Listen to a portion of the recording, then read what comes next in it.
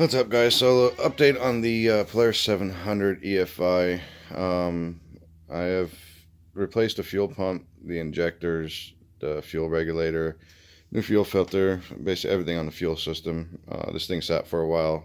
Everything was gummed up, so I just went through and replaced everything.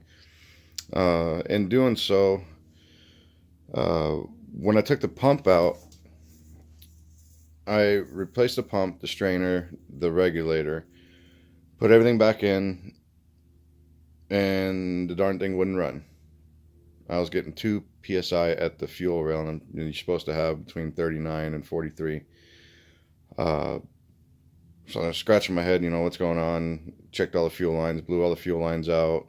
I was getting fuel everywhere. I just wasn't getting the right pressure. Thinking, okay, I possibly got a bad regulator or possibly a bad pump. New, it happens. Checked everything. No, it was good. So what I did, loosened up the mounting plate for the fuel pump, picked it up a little bit, just turned the key, bumped the to get the fuel pump to turn on, and I noticed that I was getting a little bit of blow by at the regulator. So what I did, when I took it out, there's 3 prongs that hold that regulator in place. Apparently I cracked one of them when I replaced the regulator, which I was trying to be careful with it, but apparently not enough, which caused that regulator to not seat properly in there. So when I picked it up, bumped it, I noticed that there was blow by on the regulator.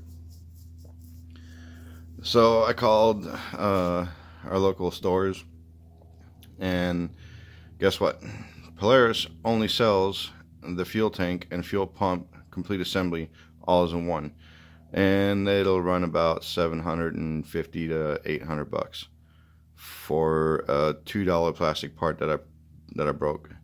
So right now, with it being zip tied on there, it works, it runs, I got right pressure. It's just a heads up to anybody else doing this that's looking at videos on how to change this stuff out. It's all pretty straightforward and simple once you get all your plastics and stuff off, but be very careful with taking that regulator out that you don't break the those plastic prongs off of there, because it's expensive. I'm gonna try to track down a used one or parts one somewhere. For now, I'm just gonna use zip ties and make sure it doesn't budge off of there. But yeah, just in case you guys are doing this and run across the same problem, you don't spend 2 days trying to figure out what the hell is going on. If you broke one of those prongs off, that's where it's at.